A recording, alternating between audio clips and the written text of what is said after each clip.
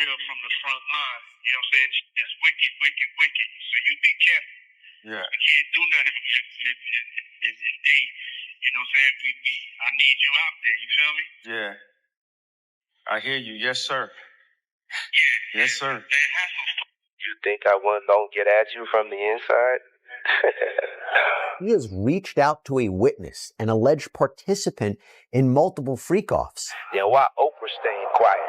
Why Ellen moving to another country? Good? Oh, you put that thing on the floor. So you see how we do it here on the Saturday. This is what it's. What happens when one of hip-hop's most powerful figures suddenly goes silent? After 50 Cent drops an explosive documentary and alleged private conversations with Diddy start circulating, all eyes swing to JayZ, and his vanishing from the spotlight is sparking serious questions. Yeah. Having no fun, and they get behind the mic, have some fun, chop up the samples, get back on have some fun, get back to smiling. Yeah. These other motherfuckers, they're wasting your time, man. Yeah. You know what I'm saying? Is this calculated silence, smart damage control, or something way deeper? Stay locked as we break down the leaks, insiders speaking out, and why this story might be getting started. Nobody show up to testify. Don't contact me anymore, Puff. I already got that Houston lawyer breathing down my neck over that 13-year-old girl. If you don't want things to get worse for you, then you need to start answering my son's phone. The release of 50 Cent's documentary didn't just make noise, it cracked open doors. Doors many people thought were already sealed shut. Almost overnight, old rumors started moving again, and new questions began popping up across the hip-hop world. As more eyes turned toward JayZ, one thing stood out to a lot of people. Lawsuit coming with Jay, the part with Jay. I go, oh, like, To us, black excellence. that had to be there. We getting tighter. You know what I'm saying? And united we stand. And ain't nothing else.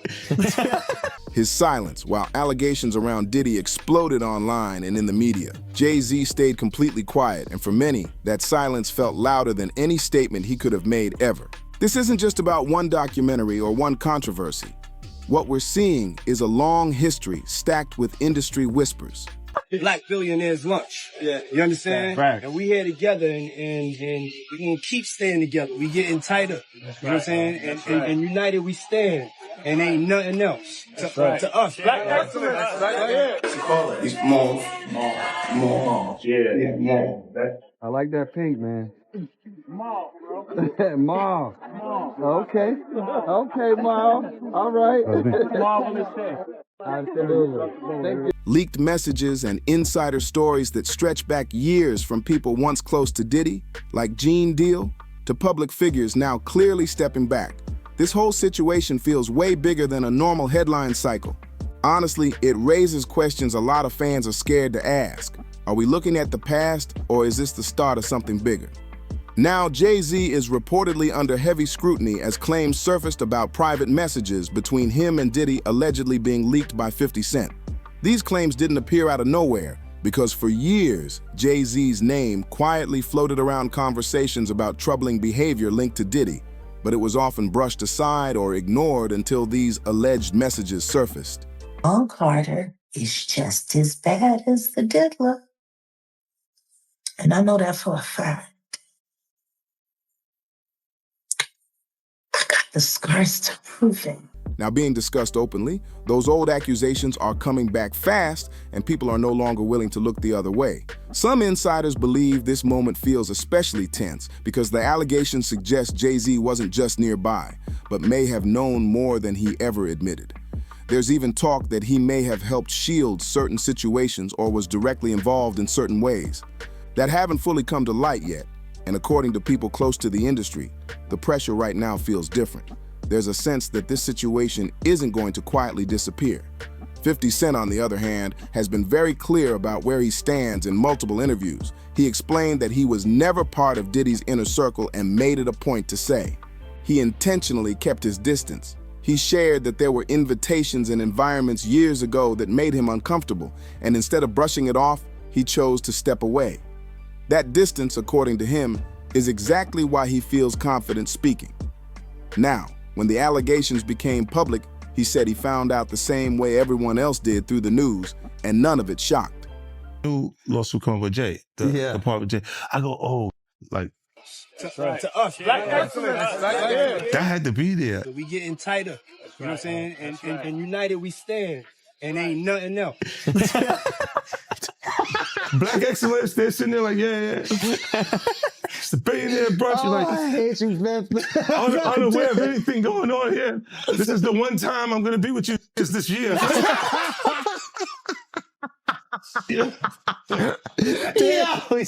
Come on, bro. Then things took a darker turn. Jaguar Wright publicly claimed that JayZ was even worse than Diddy. She alleged he was involved in more severe actions toward other women, saying she carried scars that she said supported her own claims. She even claimed JayZ allegedly attacked her in the past and recorded it, similar to claims already circulating about Diddy. According to her, this is the real reason JayZ has slowly stepped back and stopped being seen around, doing deals together. The new baby oil. It start looking gray if you ain't got nothing on it. Got the new baby oil, bro. This ain't baby oil. Nigga, you ran through 8,000 jars of them in prison. You know what I mean? He was Ashy Larry. Relax. I mean, I still got everybody looking. For a while now, there's been a growing belief that JayZ has been pulling back to avoid getting caught in the fallout. Some even say that 50 Cent hinted JayZ is laying low, waiting for the storm around Diddy to pass. On top of that, there are still unresolved accusations tying JayZ to the death of Kath White. Those claims never fully disappeared, no matter how quiet became over time. Sean Carter is just as bad as the diddler. And I know that for a fact. I got the scars to prove it. Want to know what a box cutter feels like going into your skin and ripping you? I can tell you how it feels. Y'all ain't seen yet. That Cassie, that's nothing. So are you trying to say like JayZ put hands on you? I'm saying Sean Carter remembers everything he did to me and he's got it on tape.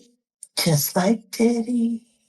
It's gonna be the women that give him in the end. At this point, many people feel like the pieces are lining up. Clips, statements, and old interviews are resurfacing again, and the internet is doing what it does best, connecting dots. As more people revisit what insiders like Jaguar said in the past, the conversation keeps getting louder right now. The big question now isn't just if these allegations will stick, but whether JayZ's silence can last as more eyes turn toward him.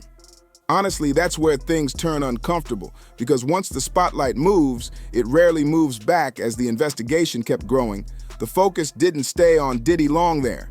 Slowly but surely, people started looking in another direction. JayZ. What caught everyone's attention wasn't a statement or denial, but his silence. While everything around Diddy was blowing up, JayZ stayed quiet. And for many people that didn't sit right, questions started rolling in fast across social media platforms today. Why say nothing? Why not clear things up? Some believe his team already knew his name had appeared in civil cases and chose to stay ahead by staying silent. I have 3 victims right now who are willing to give testimony about not only what Mr. Carter has done to them, but his wife as well. They're a nasty little couple. They do nasty things. What do you think happened with Kim Keeping people against their will, putting people on planes while they're unconscious, just like Aaliyah got on that. Others think damage was already done, even without formal charges, because once public opinion shifts, it becomes hard to control after that point. Social media only made things worse. Old clips resurfaced. Rumors moved faster than facts, and fresh accusations started gaining traction. So who's next? Y'all don't see the lineup? Yeah, we see the lineup. I'm just waiting to see who's next. JayZ. Why is everyone having such a hard time?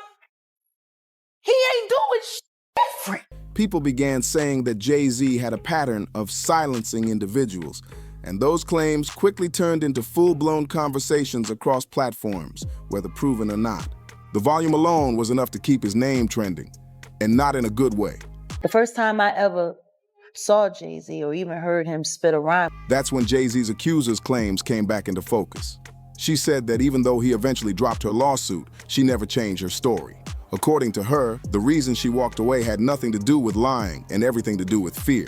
She claimed she was harassed, overwhelmed, and genuinely afraid of JayZ and the power she believed he held. I think everybody that knows Sean Carter knows that he will slump anyone in any relationship for $1. Look at how he did Dame. Like, I don't give a if you wanted to get away from your homie, if you wanted to get away from your partner, but to do it the way he did it, it's malicious. But maybe that was because he was f***ing the girl that didn't want you. Oh. You moved his ass around and out of Rockefeller so tough and then just moved right over to Def Jam. By the way, wasn't this all around the time when Aaliyah died? Yeah. And Beyonce's solo career was struggling? She also alleged she was pressured into saying her accusations were false, something she insists she refused to do publicly afterward. Jam on your horn now, that's record. From the Austin Powers, some of the worst ever. Hip Hop 50, no performances, no nothing of the. But why would he do that? He wants to still pretend he's a genius, and he's tired about people clowning him with the teleprompter with all the lyrics on the floor. And he doesn't have any new raps. In newly filed legal documents, she described a moment that seriously rattled her. She claimed that 2 people approached her outside her home and told her they were investigators working for one of JayZ's lawyers. According to her account, they attempted to get her to sign paperwork, stating that her allegations were false. She said she refused, but the encounter left her shaken and confused. She also claimed the same investigators questioned her about her attorney, Tony Busby, asking whether he had sought her out and offered her money to make up claims against JayZ. She denied those allegations completely. What scared her most, she said, was how these people were able to find her at all. Let's just start with Piers Morgan, because there's a headline that went out that was very powerful that people are running with, where it just says, JayZ is the real monster. Now, before you speak on it, to even get to Piers Morgan, can you explain how that took place and why even take that interview to go forward? Can't say that I sought it out because I didn't. Truth is we didn't see it coming. But I have to credit Odell. Got Odeezy. They reached out to him. Piers Morgan's producers called him directly. At the time, her identity had remained anonymous in both the media and court records, which made the encounter feel even more unsettling.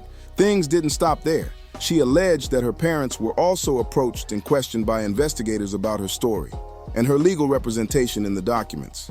She explained that this series of events is what ultimately pushed her to drop the claim. She feared being exposed publicly and becoming the target of online attacks and harassment from JayZ supporters. In her words, the pressure became too much. Meanwhile, industry insiders had been warning that all it takes is one criminal investigation to flip everything upside down, not just over Diddy. She filed the lawsuit on Sunday. She and her attorney, Tony Busby, refiled it and named JayZ as the unnamed celebrity involved in the rape. JayZ's response is extraordinary in that, look, we've seen all these lawsuits against Diddy, dozens of them now at this point, and frequently his response has been to deny it, but to say nothing else. JayZ went way more than just denying it. He did do that. But for anyone connected to him, that's exactly why many people see 50 Cent's documentary as a turning point to them. This isn't just about one man being exposed, it's about how power worked behind the scenes for years. Day will come when we will name names other than Sean Combs, and there's a lot of names. It's a long list already.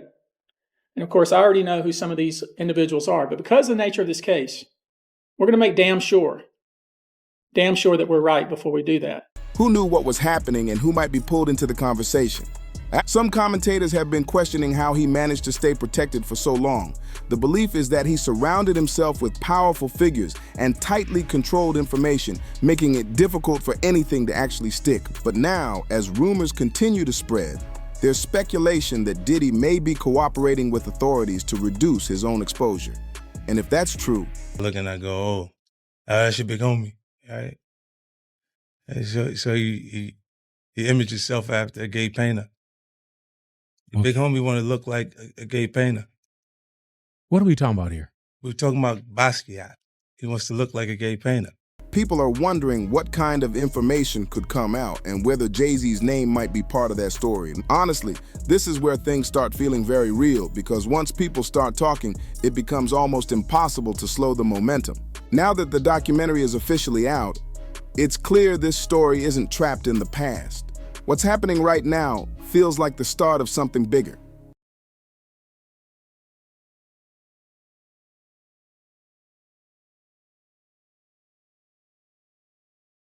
Every new detail pulls more attention toward the people who stayed quiet for years, and JayZ is right at the center of that conversation, which matters because his history with Diddy runs deep. No matter how much certain statements try to downplay it, when JayZ's lawyer claimed that JayZ and Diddy were never actually close, that explanation didn't sit well with everyone. Who is Sean approved from the world of entertainment? There's only one person. Oh, go on. And I call him Sean. That's JayZ. We call each other Sean. Okay. Yeah. Nobody else could call me Sean. He's the only person who's Sean approved. There's not a single person that outside of family. That should be outside of my mother. Okay, just that should be calling me. Yeah, that should be calling me Sean. One person who strongly disagreed was Gene Deal. From his perspective, that version of events simply didn't match what he personally witnessed over the years. According to Gene, the relationship between JayZ and Diddy wasn't casual, distant, or surface level at all. He described it as familiar, comfortable, and very public. Gene pointed to moments on stage where Diddy openly showed physical comfort with JayZ in front of crowds, something he felt wouldn't happen between people who weren't genuinely close. He also recalled Diddy making bold public statements about JayZ being the only person allowed to call him by his real name, which Gene believed sent a clear message about their bond to him. Those actions weren't accidental or misunderstood. They were intentional and meaningful. Personally, I didn't believe her story. I mean, that says a lot coming from you being somebody that worked for Bad Boy at that time. I know for myself, there's a lot of inconsistencies in what she was talking about regarding her being with somebody from Bad Boy, getting into a Bad Boy party, you understand, with a limo driver that we didn't even know. So, not trying to beat her up, not trying to save Jay or Diddy. He went on to explain that the closeness didn't stop at public appearances. According to Gene, their connection stretched into their personal lives, including inside jokes and shared social circles. He described it as the kind of familiarity that only comes from spending a lot of time together, not something you fake or exaggerate. In his view, pretending that level of connection never existed simply doesn't make sense here.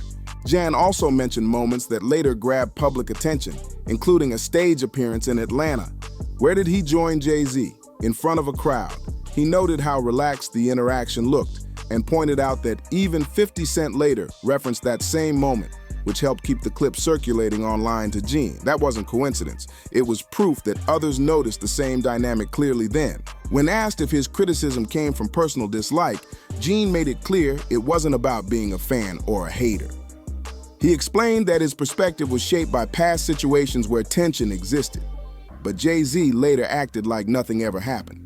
You could tell that the people in power had gave that reign to Diddy and Jay was next in line. So to separate him when in fact they may be two of the same, but because JayZ is low-key, that low-key sneaky shit, and Diddy is, and was, rambunctious,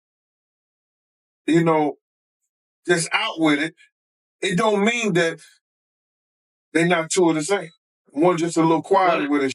Gene suggested that this is how people at the top often operate. They move through situations, leave impacts behind, and then forget them because they're living in a completely different world. Honestly, that part hits hard because it raises a bigger question when powerful people rewrite history. Who gets to challenge it? Because from Gene's point of view, the attempt to downplay the JayZ and Diddy connection feels less like clarification and more like damage control.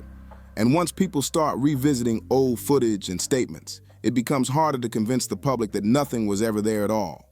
That's where this story really starts to feel uncomfortable and why so many people are paying attention now to Gene. That kind of familiarity said everything that needed to be said. Gene went on to explain that people in powerful positions often create situations without fully thinking about the impact later on when they grow older. So, start families and raise kids of their own, their perspective suddenly changes. He suggested that when someone begins to imagine their own child in the same situations they once ignored or excused, reality hits very differently. What might have once seemed normal or overlooked suddenly feels wrong. He also explained that back then, many people around JayZ didn't fully realize how old he really was. According to Gene, appearances were misleading. JayZ didn't look much older, didn't have facial hair, and blended in easily. So when younger people were around, many assumed everyone was close in age. He said if someone looked like they were in their early 20s, no one questioned it. But learning later that someone was actually in their 30s changes everything fast. Gene made it clear that in his view, a grown man in his 30s being involved with very young people crosses a serious line. He called it a problem, plain and simple.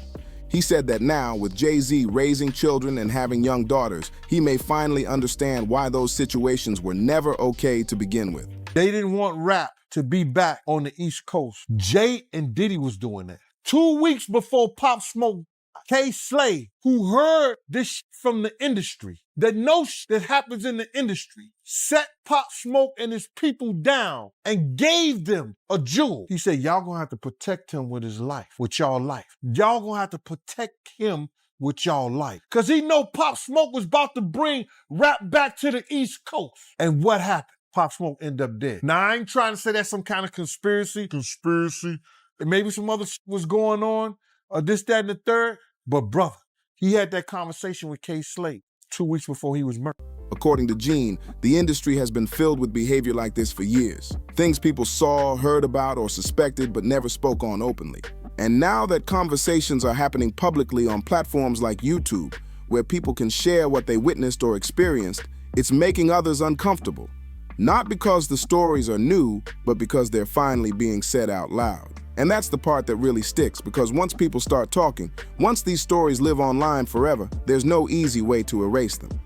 For some figures in the industry, that truth feels more threatening than anything else. That's why this moment feels different. We don't sing songs here, we sing artists. And there was this little pause, and I was nervous. But then he said, and we're interested.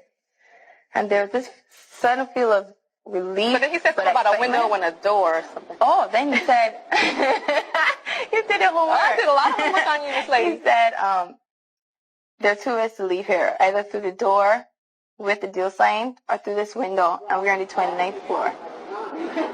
At the end of the day, this story isn't just about leaked messages or one documentary. It's about silence, power, and the people who managed to stay untouched for years. As more insiders speak up and old clips resurface, the pressure around JayZ only keeps building. Is he really stepping back to avoid the noise, or is there more happening behind the scenes? What do you think? Strategic silence or something else entirely? Drop your thoughts in the comments and don't forget to subscribe for more deep dives as this story continues unfolding.